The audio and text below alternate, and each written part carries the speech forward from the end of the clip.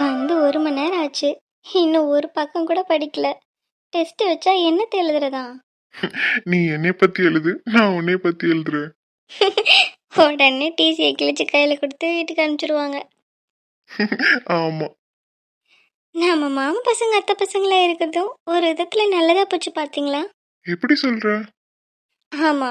இப்போ நம்ம 2 பேரும் ஃபேமிலி திருப்பியும் சண்டை போட ஆரம்பிச்சிருச்சு. இப்போ நம்ம 2 பேரும் வேற ஒருத்தவங்களா இருந்திருந்தா இப்படி உட்காந்து பேசியிருந்திருக்க முடியுமா? நீங்க என்னோட அத்தை பையனா இருக்கிறதுனால தான் இப்போ சண்டைக்கு அப்புறமும் நம்ம இப்படி ஒண்ணா உட்காந்து பேச முடியுது. அத்தைக்கு வேற ஒருத்தர் அண்ணனா இருந்தா நீங்க அங்கே தானே போயிருந்திருப்பீங்க. அதான் சொன்னேன். ஆமால. ம். சரி சரி, நான் கேட்டது என்னாச்சு? என்னது? என்ன கேட்டீங்க? என்ன கௌசி, நீ ஃபர்ஸ்ட்ல இருந்து ஆரம்பிக்கிற? சத்தியமா தெரியல தான். என்ன கேட்டீங்க? என்ன நான் கேட்டேன் தெரியாதா, இன்னமும் என் மனம் புரியாதா, அடராமா இவன் பாடு இந்த பெண்மை அறியாதா. என்ன பாடு? ஒரு பொடி டியூப்லைட். தேங்க்யூ. மூஞ்ச பாரு. பாருங்க, பக்கத்துல தான் நான் உட்காந்துருக்கேன். உன்னையெல்லாம் வச்சுக்கிட்டு என்ன பண்றதுன்னே தெரியல. கௌசி ஐயோ அப்பா. வரட்டும். என்னது? எப்படி உட்காந்துட்டு இருக்கேன் பாருங்க நானு. புக்கை கொடுங்க. பார்க்கட்டும் அவங்க மகளோட லட்சணத்தை. ம் ம் புக்கை கொடுங்க ஃபர்ஸ்ட். கௌசி, ஐயோ பக்கத்துல வந்துட்டு அங்க புக்கை கொடுங்க. அடே இது ஏன் புக்குடி? பரவாயில்ல கொடுங்க. கௌசி மாமா எங்க இருக்க? வா சுப்பிரமணி, நான் இங்கே தான் இருக்கேன். உட்காந்து படிச்சிட்டு இருக்கேன். என்னது? படிச்சுக்கிட்டு இருக்கியா? ஆமா. என்னடாமா படிச்சுக்கிட்டு இருக்கியா? ஆமாப்பா. என்ன எதுக்கு கூப்பிட்ட? மந்த்லி டெஸ்ட் வருதுல, அதான் உட்காந்து படிச்சிட்டு இருக்கேன். சரிடாமா. மாப்பிள்ள மாமா, நீ எதுவும் புக் எடுத்து வந்து படிக்கலையா? என் புக்கத்தான் உங்க மகன் வச்சிருக்கான், அது தெரியாம பேசிட்டு இருக்காரு. என்ன மாப்பிள்ள, உனக்கு எதுவும் டெஸ்ட் இல்லையா? நீ படிக்கலையா?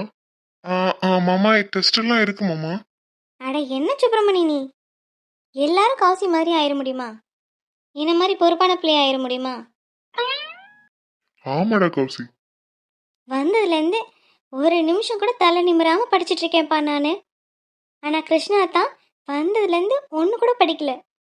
சும்மா உட்காந்து என்னையவே குறு குறுன்னு பார்த்துட்டு இருக்காரு. அடிப்பாவி. நீயே கேளு சுப்பிரமணி. உன் வருங்கால மாப்பிள்ள இப்படி படிக்காம வெட்டி பொழுது ஓட்டிக்கிட்டு இருந்தா எப்படி நாளைக்கு என்னை வச்சு பார்த்துப்பாரு? நாளைக்கு யார் இவருக்கு வேலை கொடுப்பாங்க? நல்லா கேளு சுப்பிரமணி. அதானே மாப்பிள்ள. மாமா நல்லா மாட்டினாரு. லவ் பண்றதுலாம் ஒரு பக்கம் இருக்கட்டும், படிச்சாதான் நம்ம ஃபியூச்சர் நல்லா இருக்கும். அப்பதானே உனக்கு ஒரு நல்ல வேலை கிடைக்கும், என் பொண்ணை நல்லபடியா பாத்துக்குவ. படிக்கிறத விட்டுட்டு வெட்டியா உட்காந்து என் மகளை குறு குறுன்னு பாத்துட்டு இருக்க. என் மகளை பாரு எப்படி படிக்கிறான்னு. யாரு? உங்க பொண்ணா? ஆமா. மாமா, ஃபர்ஸ்ட் உங்க பொண்ணு என்ன அழகுல படிக்கிறான்னு நல்லா பாருங்க. ஏன் ஏன் நான் நல்லா தானே படிக்கிறேன். ஆமா, அவளுக்கு என்ன, அவ நல்லா தானே படிக்கிறா. அவ கையில இருக்கிறது ஏன் புக்கு மாமா. என் புக்ல அவ என்ன படிக்கிறான்னு கேளுங்க. என்ன கௌசி இதெல்லாம்? மாப்பிள்ளை சொல்றது உண்மையா? நீ மாப்பிள்ளை புக்கையா கையில வச்சிருக்க? சொல்லுமா சொல்லு. ஆமாப்பா, அவர் புக்கு தான் வச்சிருக்கேன். அவன் புக்ல நீ என்னத்த படிக்கிற? அப்படி கேளுங்க மாமா. அது வந்து அடுத்த வருஷம் எப்படியும் இந்த புக்கில் தான் நான் படிக்கணும். அதான் இப்போவே படித்து ப்ராக்டிஸ் பண்ணிட்டு இருக்கேன்ப்பா. நல்லா சமாளிக்கிற கௌசி நீ. எப்படி? நீயே சொல்லப்பா. அடுத்த வருஷம் வர புக்கை இப்போ படித்து ப்ராக்டிஸ் பண்ணுறது எந்த தப்பு இருக்கா? இல்லடாமா, நல்லதுதான் அதுவும். பாத்தியாப்பா, எனக்கும் அத்தானுக்கும் இடையில எவ்வளோ டிஸ்டன்ஸ் விட்டு உட்காந்துருக்கேன்னு. ஏன்னா எனக்கு படிப்பு தான் முக்கியம். அடிப்பாவி, அளந்து விடுறாளே. ஆமாடி தங்கம். பாத்தியா மாப்பிள்ள, என் பிள்ளைய நான் எப்படி வளர்த்திருக்கேன்னு. ம் இன்னும் கொஞ்ச நேரத்துக்கு முன்னாடி வந்திருந்தா உங்க மகளை வளர்த்த லட்சணம் தெரிஞ்சிருக்கும். என்ன மாப்ள, எதுவும் பேசாம வாயடிச்சு போயிட்ட? ஒண்ணு இல்ல மாமா, நல்ல வளர்ப்பு மாமா. சரி சரி, என் பொண்ணையவே பார்த்துக்கிட்டே இருக்காம நீங்களும் புக் எடுத்து வந்து படிங்க. ஆ சரி மாமா. சரி, நீங்க படிச்சு முடிச்சுட்டு கீழே வாங்க, உங்ககிட்ட முக்கியமான விஷயம் பேசணும். எதை பத்தி மாமா? உங்க என்கேஜ்மெண்ட் பத்தி தான். உங்க அப்பா வரலனாலும் நாளைக்கு என்கேஜ்மெண்ட் பண்ணணும்னு உங்க அம்மா சொல்லிட்டு இருக்கா. அதை பத்தி தான் பேச போறேன். ம் சரிங்க மாமா. சரிடாமா, நீ படிச்சுட்டு கீழே வா, நான் போறேன். ஆ சரிப்பா. இப்படி பார்த்தீங்களா, எங்கள் அப்பா கிட்ட நான் நல்ல பேர் வாங்கிட்டேன். உன்னையும் உங்க அப்பா நம்புறாரு, அவரை சொல்லணும். ஏன்னா நான் டேட் லிட்டில் பிரின்சஸ். நான் என்ன சொன்னாலும் எங்கள் அப்பா நம்புவார்.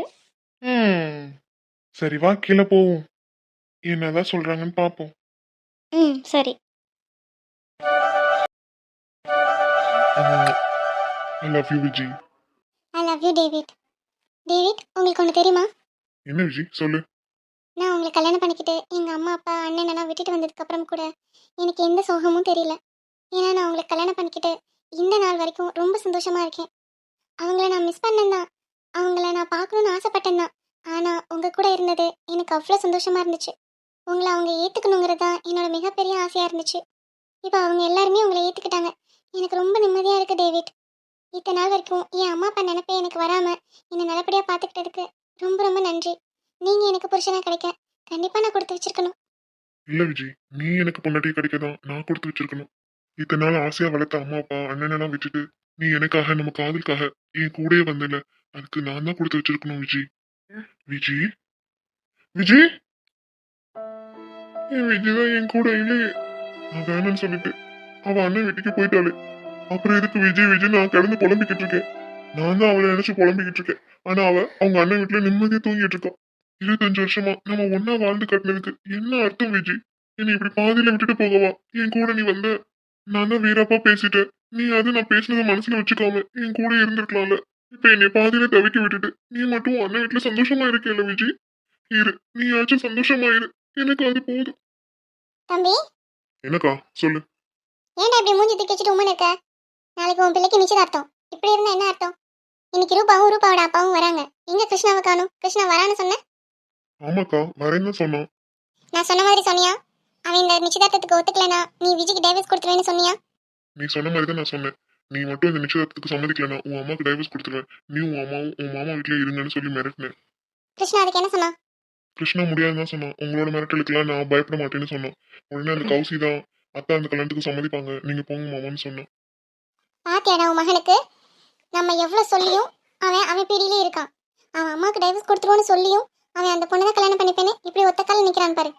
பெத்த அம்மா அப்பாவோட வாழ்க்கையை விட அந்த பொண்ணு தான் முக்கியம்னு நினைக்கிற அளவுக்கு அவன் அவனை மயக்கி வச்சிருக்கான். இப்பயாவது தெரியுது அவனுக்கு அந்த கௌசல்யா எவ்வளவு பெரிய மாயக்காரின்னு. அக்கா நீ சொல்றது கரெக்ட் தான். அவன் என் மகன் வாழ்க்கையில வர்றதுக்கு முன்னாடி என் மகன் என் பேச்சை மீறவே மாட்டான்.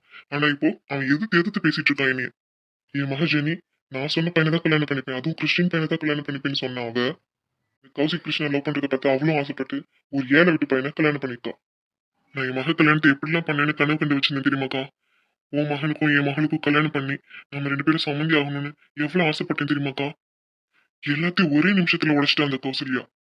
அவளை எப்படியாச்சும் என் மகன் வாழ்க்கையில இருந்து பிரிக்கணும். ஆமா தம்பி, எனக்கு இருந்த ஒரே ஒரு மகனை ஜெயிலுக்கு அனுப்பிச்சு விட்டுட்டா அந்த கௌசல்யா. இனிமேலும் அவள் நம்ம குடும்பத்துக்குள்ள வந்தா நம்ம எல்லாத்தையும் தனித்தனியா பிரிச்சிருவா. அதுக்கு தான் சொல்றேன், அவளை நம்ம குடும்பத்துல இருந்து பிரிச்சிரு. உன் மகனுக்கு அவ வேணாம். உன் மகனை எப்படியாச்சும் கட்டாயப்படுத்தி நாளைக்கு ரூபாவோட நிச்சயதார்த்தம் பண்ணி வச்சிரு. சரிக்கா, நீ சொன்ன மாதிரியே செய்றேன். என் மகனை எப்படி வலிக்கு கொண்டு வரணும்னு எனக்கு தெரியும். என்னடாண்ணா, நான் சொன்னதெல்லாம் வாங்கிக்கோ. நாளைக்கு 2 பேருக்கும் தட்டில் வைக்க தேங்காய் வாங்கிக்கோ, பழம் வாங்கிக்கோ, பூ வாங்கிக்கோ. 2 பேர் ட்ரெஸ்ஸுக்கு மேட்சா மாலை வாங்கிக்கோ. சரிடா விஜி. அம்மாடி விஜி.